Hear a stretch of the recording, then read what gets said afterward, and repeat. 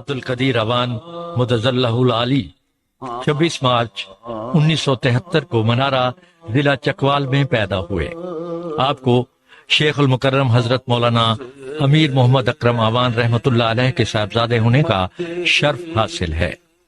آپ نے اپنی رسمی تعلیم سکارا ایجوکیشن سسٹم کے تحت بننے والے سکول و کالج سے حاصل کی اور 1994 میں نہایت ہی کم عمری میں سلسلہ نقشبندیہ اویسے کے مرکز دارالعرفان کے انتظام و انصرام کی بھاری ذمہ داری سنبھال لی۔ 2001 میں آپ الاخوان پنجاب کے صدر مقرر ہوئے۔ 2003 میں آپ کو سلسلہ نقشبندیہ اویسے کے ناظم اعلیٰ ہونے کا شرف حاصل ہوا۔ بعد ازاں اپنے ملک کے طول و عرض کے دورے شروع فرمائے۔ آپ بڑے شہروں سے لے کر دور دراز پسماندہ ترین علاقوں تک تشریف لے گئے اور سلسلہ عالیہ کے فروغ کے لیے انتھک کوششیں فرمائیں۔ 2010 میں آپ نے اپنے والد محترم کی تزکیہ نفس اور صفائے باطن کے عظیم مشن کو بین الاقوامی سطح پر جاری رکھنے کے لیے بیرون ملک دوروں کا آغاز فرمایا۔ آج بھی آپ اندرون ملک دوروں کے ساتھ ساتھ سال میں ایک مرتبہ یورپ، امریکہ اور مشرق وسطی کے ممالک کا سفر فرماتے ہیں۔ آپ کی محنت شاقہ کے طفیل ہزاروں لوگ صفائے باطن کی نعمت عظمی سے سرفراز ہو رہے ہیں۔ نوعمری سے آپ نے اپنے والد محترم رحمت اللہ علیہ کی روحانی تربیت سے فیض یاب ہونا شروع کیا۔ ان کی خصوصی توجہ سے اعلیٰ روحانی مراتب تک رسائی حاصل کی۔ آپ کی روحانی استعداد کو دیکھتے ہوئے حضرت شیخ المکرم رحمت اللہ تعالی علیہ نے اپنی حیات مبارکہ ہی میں آپ کو قائم مقام شیخ مقرر فرما دیا تھا۔ اب وہ خوش بخت انسان ہیں جن کے بارے میں حضرت شیخ المکرم رحمت اللہ علیہ فرمایا کرتے تھے کہ ان کے ساتھ ذکر کرنے کا اتنا ہی فائدہ ہوگا جتنا خود ان کی معیت میں ذکر کرنے کا ہے۔ ہم نہ رہے تو کیا یہ جہاں تو رہے گا اور کوئی ہوگا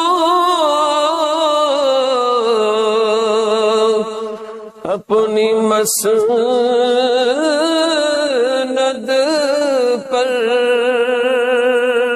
پھر وہ سلسلہ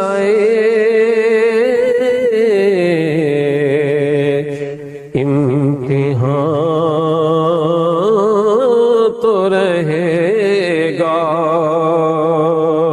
2017 میں والد محترم کے وصال فرمانے کے بعد سلسلہ نقشبندیہ اویسے کی بحیثیت شیخ مکمل اور بھاری ذمہ داری آپ کے کندھوں پر آ گئی۔ اسلام امن کا درس دیتا ہے۔ ہمیشہ جتنی جنگیں ہوئی ہیں وہ دفاع کی ہوئی ہیں، لیکن اگر کوئی حملہ آور ہوگا تو یہ وطن عزیز وہ وطن ہے جو مدینہ منورہ کے بعد دوسری ریاست ہے جو اسلام کے نام پر مرد وجود میں آئی۔ اللہ ہمارا خون اس کے ضمن میں قبول کرے تو یہ ہماری خوشبختی ہو۔ اگر کوئی تعمیر چاہتا ہے روحانیت کی تو بنیاد لطیفہ قلب، اور اگر روحانیت کے محل میں کوئی داخل ہونا چاہتا ہے تو دروازہ ہے لطیفہ قلب، اور روحانیت کی عمارت کو دیکھتا ہے تو فقط بنیاد نہیں، وہ زمین پوری کی پوری جس پر تعمیر ہو چکی ہے وہ ہے لطیفہ قلب۔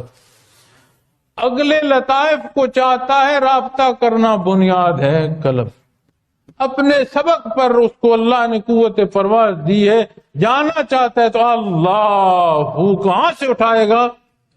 قلب سے۔ کیا کہتے ہو اس کو؟ ابھی تو لطائف پر ہوں۔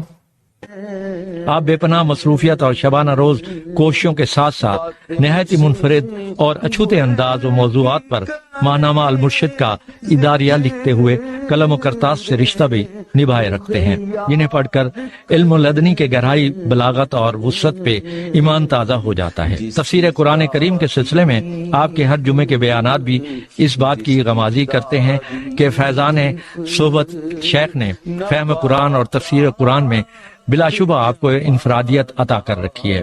علاوہ ازیں متعدد اور متنوع عنوانات پر آپ کے قابل قدر مضامین، تبصرے، انٹرویوز ملکی اخبار و جرائد میں وقتاً فوقتاً شائع ہوتے رہتے ہیں۔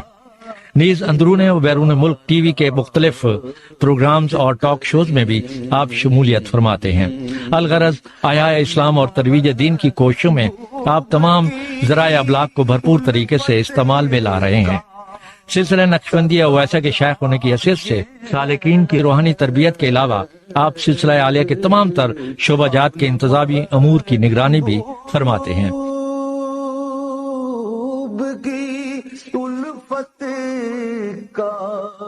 معاشروں کا انحصار انصاف پر ہوتا ہے، اور انصاف ایسا نظام ہے جو تعلیم میں بھی درکار ہے، معیشت میں بھی درکار ہے، سیاست میں بھی درکار ہے، جو ذات سے خاندان اور خاندان سے معاشرے اور معاشرے سے قوم اور ملک تک کی ضرورت ہے۔ جب تک ہمارے ملک میں نظام قانون درست نہیں ہوگا تب تک کوئی دیر پا تبدیلی نہیں ہو سکتی۔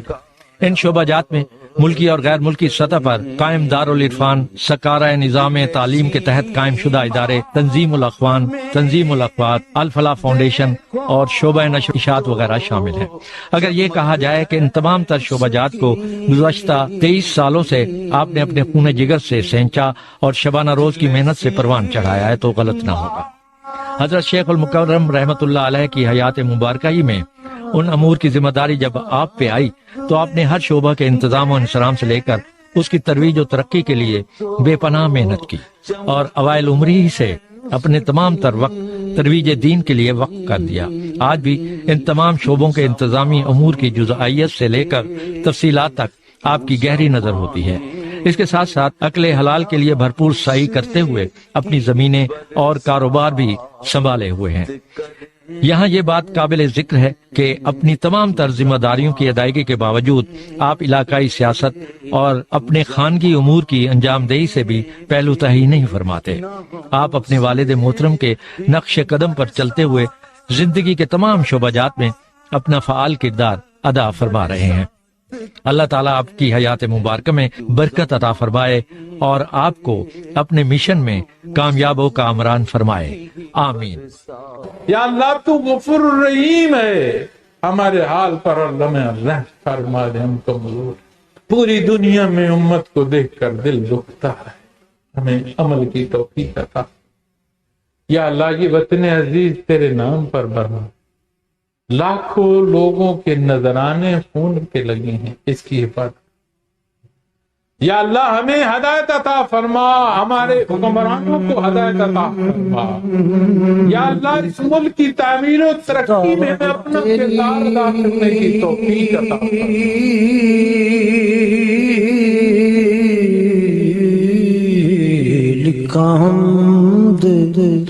خداوند تیری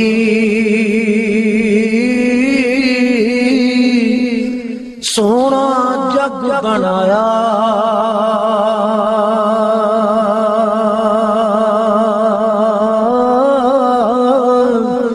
خوشیاں خواب فلاں باغ سب دے نال سجایا۔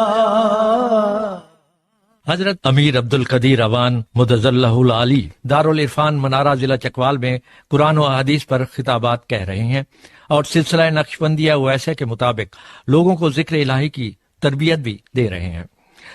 تفسیر قرآن کو آپ موجودہ ملکی اور بین الاقوامی حالات کے مطابق بیان کرتے ہیں۔